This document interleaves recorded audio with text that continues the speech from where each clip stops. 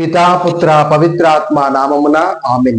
క్రీస్తునాథుని యందు ప్రియ సహోదరి సహోదరులారా, మన జీవితంలో తిరస్కరణ మనసుకు ఎంతో బాధను కలిగిస్తుంది. మన మంచిని గుర్తించకపోవడం లేదా మనల్ని పక్కన పెట్టడం జరుగుతుంది. కానీ దేవుని ప్రణాళిక చాలాసార్లు మనుషుల ఆలోచనకు విరుద్ధముగా ఉంటుంది. మనుషులు తిరస్కరించిన దాన్ని దేవుడు తన గొప్ప కార్యాలకు ఉపయోగిస్తారు. ఈరోజు దేవుని వాక్యం మనకు స్పష్టం చేస్తుంది, మనుషులు తిరస్కరించిన దేవుని ప్రణాళికను ఆపలేరు అని. ఈనాటి మొదటి పట్టణంలో యోసేపు తన సొంత సోదరులచే అసూయతో ద్వేషింపబడ్డాడు, చివరకు బానిసగా అమ్మివేయబడ్డాడు. మానవుని దృష్టిలో అది ఒక ఓటమి, కానీ దేవుని ప్రణాళికలో అది అనేక మందికి రక్షణగా మారింది. యోసేపు కరువు నుండి అనేక మందిని రక్షించాడు. అదే విధముగా సువిశేష పట్నం ద్రాక్ష తోట ఉపమానములో యజమాని తన సేవకులను పంపిస్తారు, కౌలుదారులు వారిని కొట్టి చంపివేస్తారు.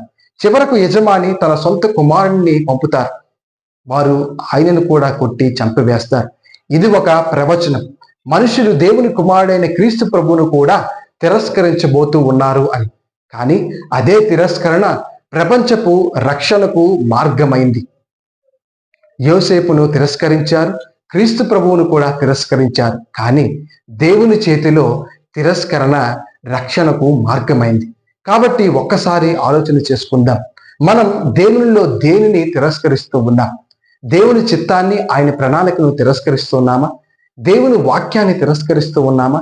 దేవుని కృపను, ఆయన పిలుపును తిరస్కరిస్తూ ఉన్నామా? దివ్య సంస్కారాలను, తిరుసభ కట్టడలను తిరస్కరిస్తూ ఉన్నామా? ఎవరైనా మనకు మంచి చేయాలని చూసినప్పుడు ఆ మంచిని తిరస్కరిస్తూ ఉన్నామా?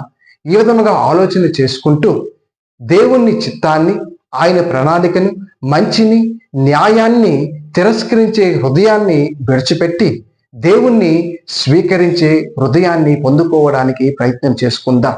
ఎందుకంటే మనం స్వీకరించిన దేవుడు మనలను ఆయన రక్షణ కార్యాలకు సాధనాలుగా ఉపయోగిస్తారు. ఈ విధంగా దేవుని రక్షణ కార్యానికి సాధనముగా ఉపయోగించబడి మన జీవితాలను ధన్యం చేసుకుందాం. ఆమేన్.